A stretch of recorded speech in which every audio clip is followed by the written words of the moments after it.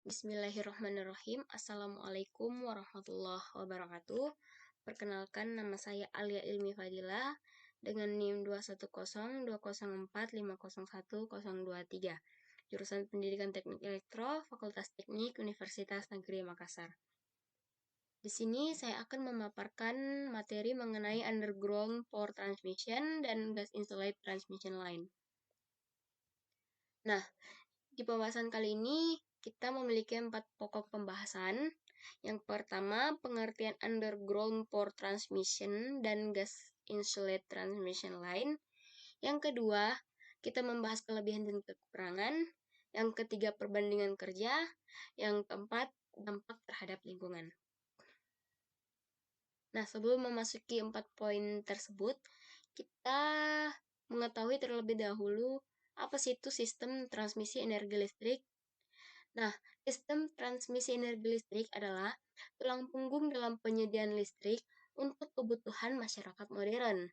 Dalam beberapa dekade terakhir, perkembangan teknologi transmisi telah memberikan kontribusi besar dalam meningkatkan efisiensi, keandalan, dan keamanan sistem distribusi energi listrik. Dua teknologi yang terus berkembang dalam hal ini adalah transmisi bawah tanah dan transmisi isolasi gas. Transmisi bawah tanah menggunakan kabel yang terletak di bawah permukaan tanah, sementara transmisi dengan isolasi gas menggunakan gas sebagai bahan isolasi dalam kabel transmisi.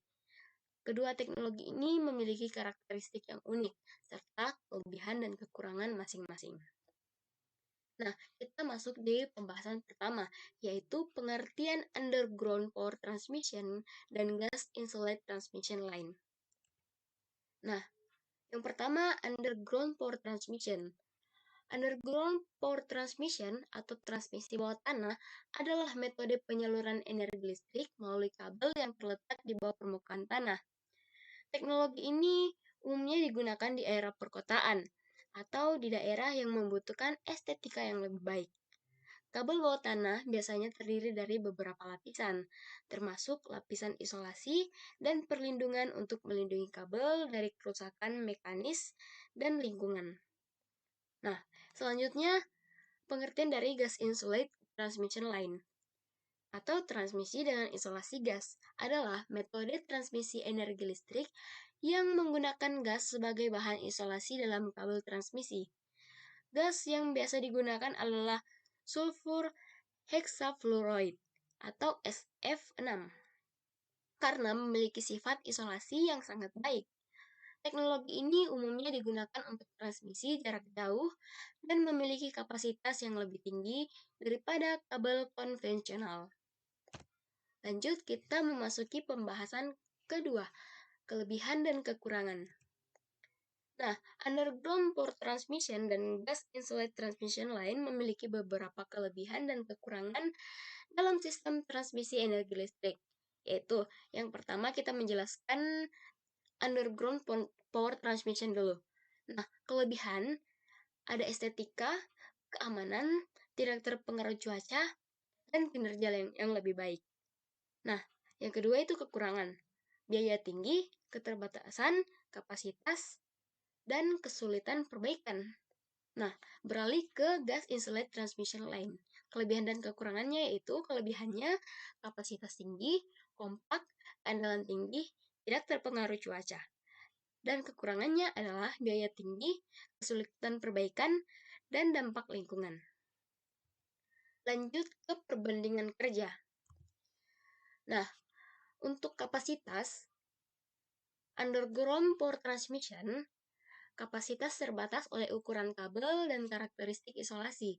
Biasanya memiliki kapasitas yang lebih rendah dibandingkan dengan transmisi udara atau transmisi dengan isolasi gas.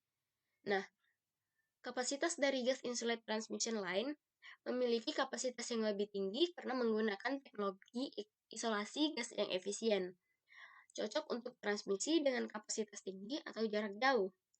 Nah, keandalan dari underground power transmission lebih andal karena tidak terpengaruh oleh cuaca atau gangguan eksternal lainnya. Tidak rentan terhadap kerusakan oleh angin, badai, atau tindakan vandalisme. Nah, Keandalan dari gas insulate transmission line juga memiliki keandalan yang tinggi karena tahan terhadap gangguan eksternal dan memiliki umur pakai yang panjang. Nah, biaya dari underground power transmission, biaya instalasi dan perawatan cenderung lebih tinggi karena memerlukan pekerjaan penggalian dan perlindungan tambahan. Biaya dari gas insulate transmission line, biaya instalasi dan pemeliharaan relatif tinggi karena menggunakan teknologi isolasi gas yang canggih. Namun biasanya lebih murah daripada transmisi bawah tanah karena tidak memerlukan pekerjaan penggalian yang rumit. Lanjut ke pembahasan terakhir, yaitu dampak terhadap lingkungan. Dampak terhadap lingkungan dari underground power transmission yaitu sisi positifnya mengurangi visual dan estetika negatif dari tiang listrik dan kabel udara, sehingga dapat meningkatkan kualitas lingkungan perkotaan. Nah, sisi negatifnya yaitu memerlukan penggalian tanah yang dapat merusak ekosistem tanah, mengganggu tanaman dan hewan yang ada di sekitarnya. Penggunaan bahan isolasi yang tidak ramah lingkungan juga dapat menjadi masalah. Nah, dampak lingkungan dari gas insulate transmission line memiliki dampak positif dan negatif. Dampak positifnya yaitu memiliki jejak tanah yang lebih kecil karena menggunakan pipa isolasi yang kompak, sehingga dapat mengurangi dampak terhadap tanah dan ekosistem di sekitarnya. Juga dapat mengurangi risiko kebakaran karena bahan isolasi gas yang tidak mudah terbakar. Nah, sisi negatifnya yaitu penggunaan gas isolasi seperti sulfur hexafluoride atau SF6 dapat memiliki dampak negatif pada lingkungan jika tidak dikelola dengan baik. Karena SF6 merupakan gas rumah kaca yang sangat kuat dan dapat berkontribusi terhadap pemanasan global. Nah, kesimpulan dari pembahasan tadi yaitu transmisi bawah tanah dan transmisi dengan isolasi gas adalah dua teknologi yang sangat penting dalam sistem distribusi energi listrik. Meskipun keduanya memiliki kelebihan dan kekurangan masing-masing, keduanya memiliki peran yang vital dalam memenuhi kebutuhan energi listrik, masyarakat, dan industri modern. Transmisi bawah tanah, meskipun memiliki biaya instalasi dan perawatan yang lebih tinggi, menawarkan kelebihan dalam hal estetika, keamanan, dan kinerja yang lebih baik dalam lingkungan perkotaan. Di sisi lain, transmisi dengan isolasi gas, meskipun memiliki biaya yang lebih tinggi, menawarkan kapasitas yang lebih tinggi, kompak, dan memiliki kandalan yang lebih tinggi. Dalam menghadapi tantangan energi listrik yang semakin kompleks, pengembangan teknologi transmisi bawah tanah dan transmisi dengan isolasi gas perlu terus dilakukan.